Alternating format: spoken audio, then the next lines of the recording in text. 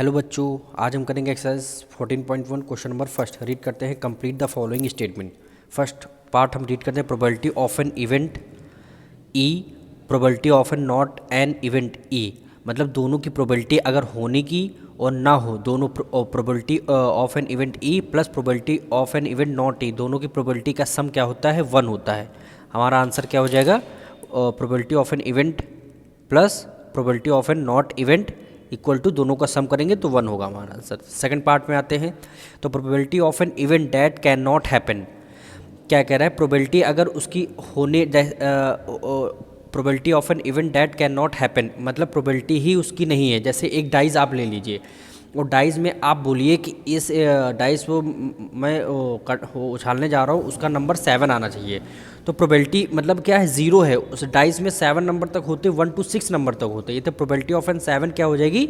एकदम 0 हो जाए। तो वही कहना था probability of an event that can not happen मतलब 7 नंबर आ ही नहीं सकता। तो क्या वो प्रोबेबिलिटी होगी? नहीं होगी। तो आंसर क्या होगा? 0 होगा। और such an event is called, उस इवेंट को क्या बोलते हैं? Impossible event. तो यहाँ लिखेंगे impossible event, impossible event. Third part में आते हैं the probability of an event happen is dash such an event is called. अब देखिए, एक बैग है, एक बैग में 5 रुपीज़ के सारे कॉइन रखे हुए हैं, सारे कॉइन 5 रुपीज़ के रखे हुए हैं। अब आपसे बोला जाए इस बैग में 5 रुपीज़ के कॉइन आपसे निकालना, कोई एक कॉइन 5 रुपीज़ का निकालना है तो आप निकाल लेंगे क्योंकि सारे बैग में 5 रुपीज़ के कॉइन है।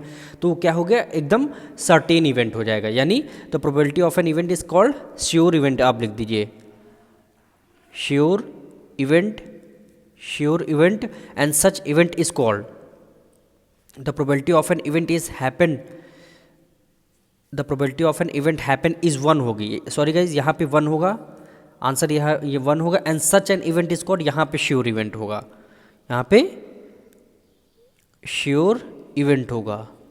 श्योर इवेंट यहाँ पे प्रोबेबिलिटी ऑफ एन इवेंट क्या हो जाएगी? 1 हो जाएगी। अब फोर्थ पार्ट में आते हैं the sum of probability of all the elementary event of an experiment is. क्या कह रहा है? एक ही इवेंट में सारी प्रोबेबिलिटी ऑफ एन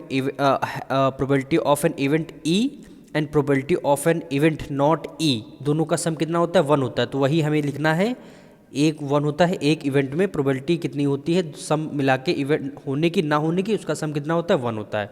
तो वही हमारा आंसर आ जाएगा। अब फिफ्थ पार्ट में आते हैं the probability of an event is greater than और equal to, probability of an event is greater than और equal to 0 and less than और इक्वल टू 1। यानी प्रोबेबिलिटी हमारी 0 और 1 के बीच में ही होती है। यानी 0 और 1 के बीच में ही हमारी क्या होती है? प्रोबेबिलिटी होती है। या 1 से छोटी यानी माइनस में आंसर नहीं आएगा प्रोबेबिलिटी का, और 1 से ग्रेटर हमारा आंसर नहीं आएगा। यानी 0 और 1 के बीच में ही हमारा आंसर है। इसलिए probability of an event is greater than और equal to 1 and less than और इक्वल टू 1 हो जाएगा। Probability of an event is greater than और equal to 0 and less than और इक्वल टू 1 हो जाएगा। अब मिलते हैं नेक्स्ट वीडियो में।